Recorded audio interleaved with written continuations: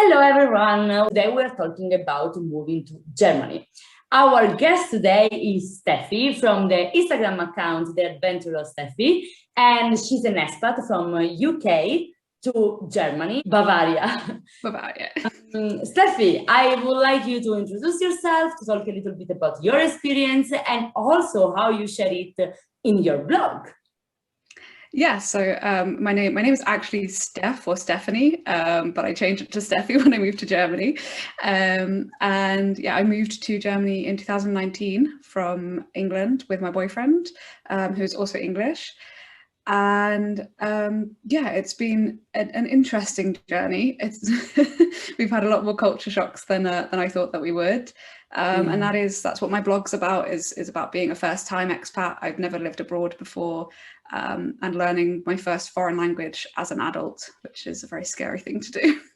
Wow, scary and exciting at the same time. Yeah. Okay, that's cool. And of course, I'm going to invite everyone to read the description of this video, where they can find also the link to your Instagram account and to your blog to learn a little bit more about you and your adventure. Today, we focus on what are the first steps, or at least the most important steps to do if you're moving to Germany. And of course, as usual, everything we are saying today is based on Stephanie's experience. It can be a little bit different. It depends where you guys are from. So for this reason, also in the description, you're going to find the link or the official website to figure it out, depending and based on your current situation. Okay, so Steffi, you should have the procedure still very fresh because you moved in 2019, so it's not a long time ago. And what are the most important things to do? Let's start with the first one. What is the first thing to do if you want to move to Germany? So the first thing is definitely the registration, which you have to do when you move. I think within 14 days of when you moved to Germany, you have to register with the town that you live in, and you have to register your address. And I think it's called the Anmeldung. So if you see that, that means it's the registration. For me, it was a little bit different because we moved from the UK to Germany before Brexit had gone through.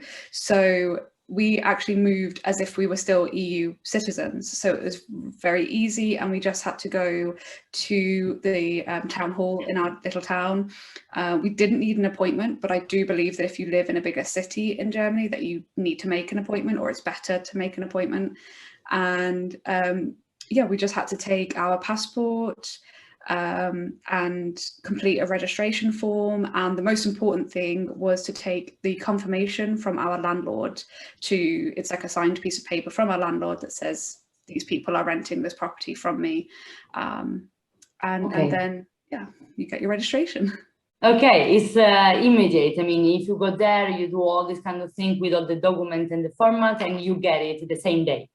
Yeah, for us, that was, I don't know if that's the same in the rest of Germany. We got given the signed piece of paper straight away, and we also got given like a welcome pack to the town that we live in, because we live in quite a small town in quite a rural area. So, and the pack that they gave us was all in English, and I believe they have it available in several different languages. So that was really lovely.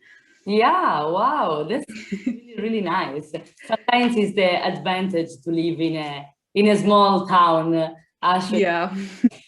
Does the registration give you the possibility then to easily find a job or open a bank account? Is the bank account needed, like a German bank account, of course, needed for work? How does it work in that sense? Yeah. So your registration is essentially the key to unlock life in Germany.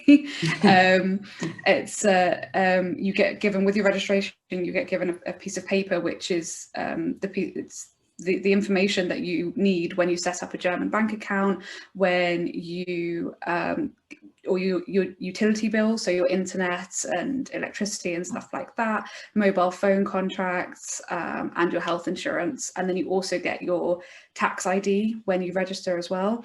And your tax ID is very important for when you do get a job, because if you don't have a tax ID, then your employer has to tax you at the highest percentage, which is 42%. So even if you're not earning enough money to be taxed that much, they can still tax you 42%, which is, if you're not earning very much, is of course a lot of money. Yeah. Okay, so that's definitely important. Well, we need to bear it in mind the moment which we want to move to Germany then. Okay. Yes, definitely. And well, my next question that I believe is an important topic anyway in everywhere, and is one of the questions that we need to answer, and is about health insurance. Now that every country in Europe, and not only of course, but even in the same continent, let's say, has a very different way to deal with the health insurance. So how does it work in Germany? Is that private, public, you can have both? How much does it cost? Average?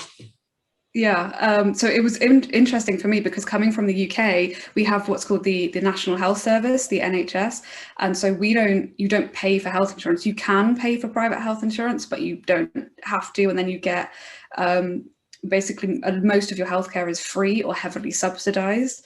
So it was interesting coming into a system where I had to actually get health insurance for the first time. But yeah, you can get private and public.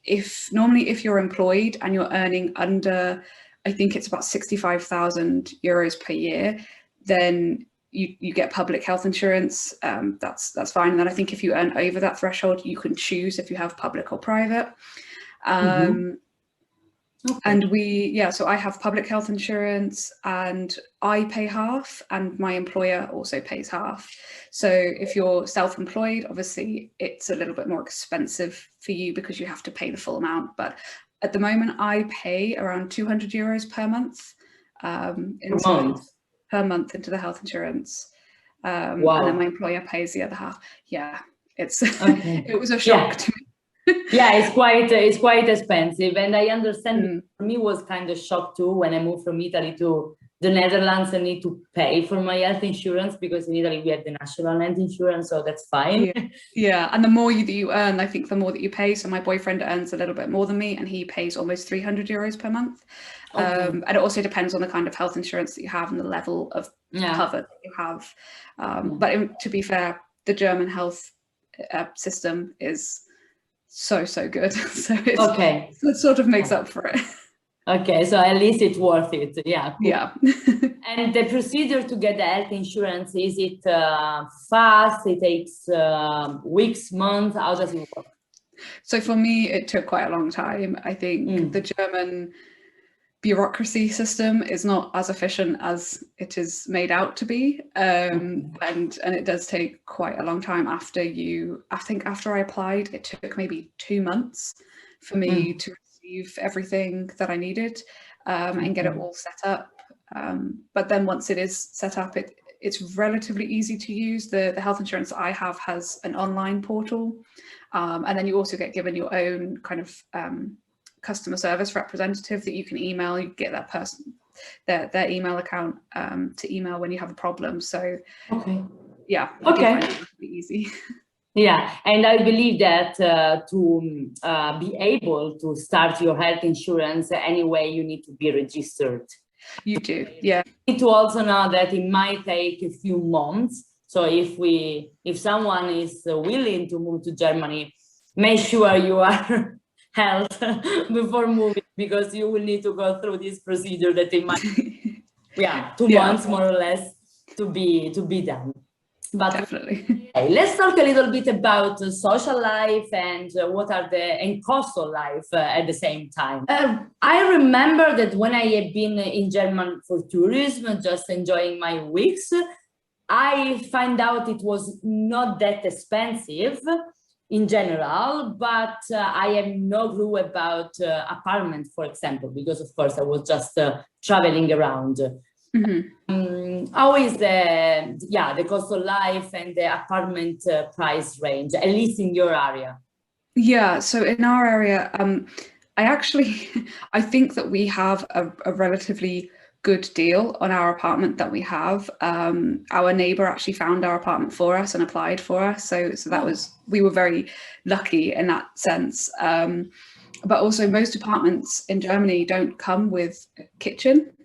So you have to buy the kitchen, which is very, very weird. But ours actually came with a fitted kitchen, you know, with a dishwasher and everything. So wow. It was amazing.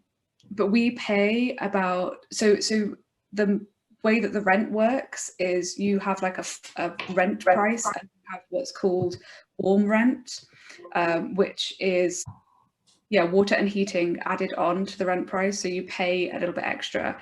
Okay. Pay 675 euros per month for our 2-bedroom flat, which is relatively big, and like I said, it's got that fitted kitchen. And then both years that we've lived here, we actually received money back at the end of the rental period from our landlord, because we didn't use as much water or heating as we've paid for.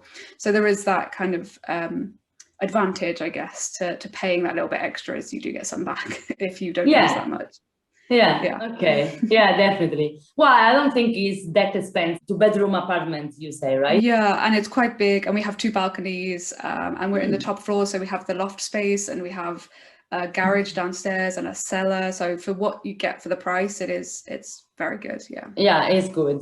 But the weird thing, at least it sounds weird to me, is that apartment come without the kitchen. So this is something to be really aware. So weird. Definitely be aware of that. Try and find, there are more, I think, becoming available. I think more new builds are being built with fitted kitchens now, but it's definitely something to pay attention to when you're looking online, as if an apartment has a kitchen fitted. And also, I mean, if anybody is listening to that, don't get surprised or shocked if you see if you go to see an apartment and there's no kitchen. About social life, but also working life, actually, how important is to learn German? Very very important. I will, to be fair, especially where we live, most people do speak some level of English. I would say the younger generations definitely speak more English, and I think that's a result of the internet and things like Netflix and stuff like that.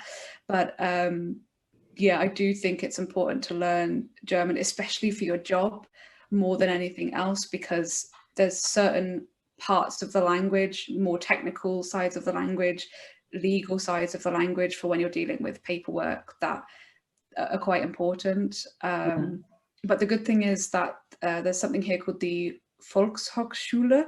I probably didn't say that very well, but it's like a school, vocational school, and they offer German courses, integration courses, and also German language courses, and they're usually either heavily subsidized, so you don't have to pay very much towards them, or they're completely free. And I think it depends on your status when you come here, and I think you can apply. And so that is one good thing, is I think you can get a language course for relatively cheap here.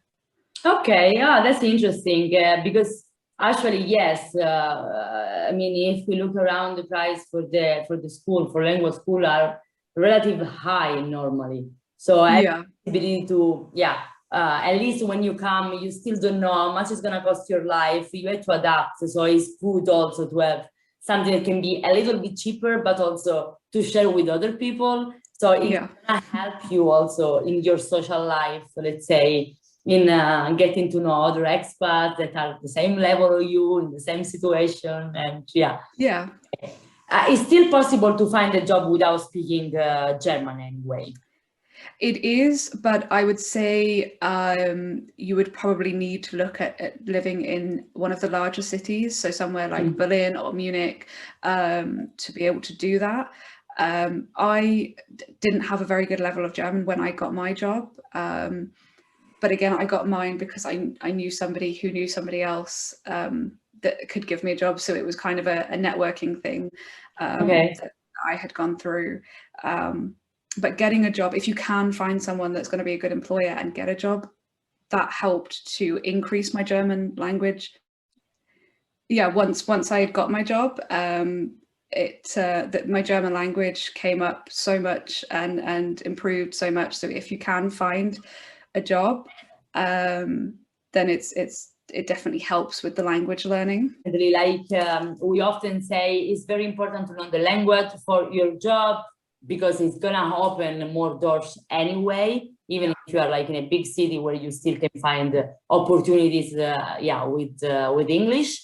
And definitely will help also your social life to get to know more local people, and also get in the culture of the country where you are. So that's definitely.